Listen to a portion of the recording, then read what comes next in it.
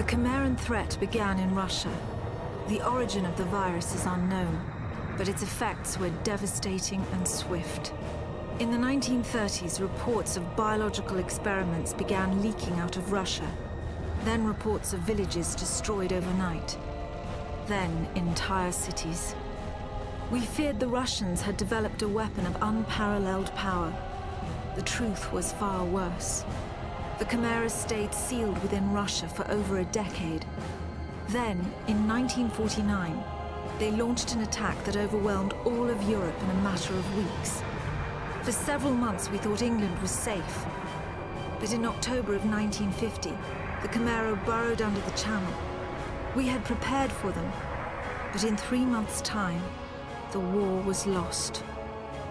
We abandoned the cities to the Chimera and retreated to scattered military bases and outposts. The Chimera had won. On July the 11th, 1951, the Americans launched an assault on the eastern coast of England. On the second wave of that assault was a sergeant named Nathan Hale. The actions of that soldier have become a matter of both scrutiny and myth. What follows are the known events of his life from July 11th to July the 14th, the day he was last seen.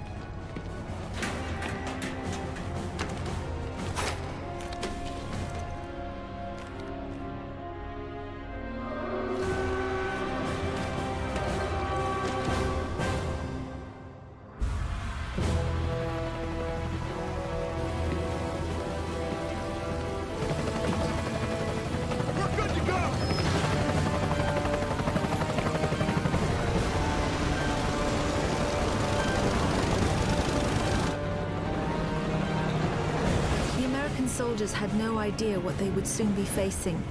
The US government had sealed its borders in 1950. Radio waves and newspapers became state property. Only the highest levels of their government knew the truth. The operation was an exchange. The Americans were bringing supplies and tanks into York.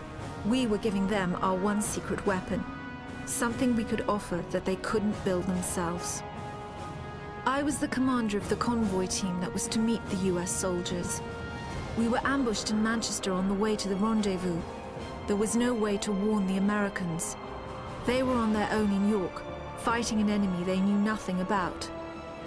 We never learnt exactly what happened there. All we know is that Nathan Hale was the sole survivor. Go! Go! Go!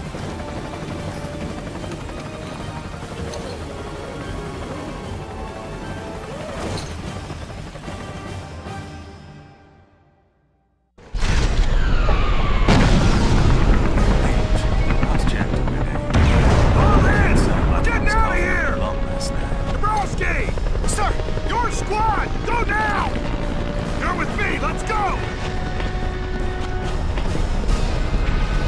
We've landed in it now!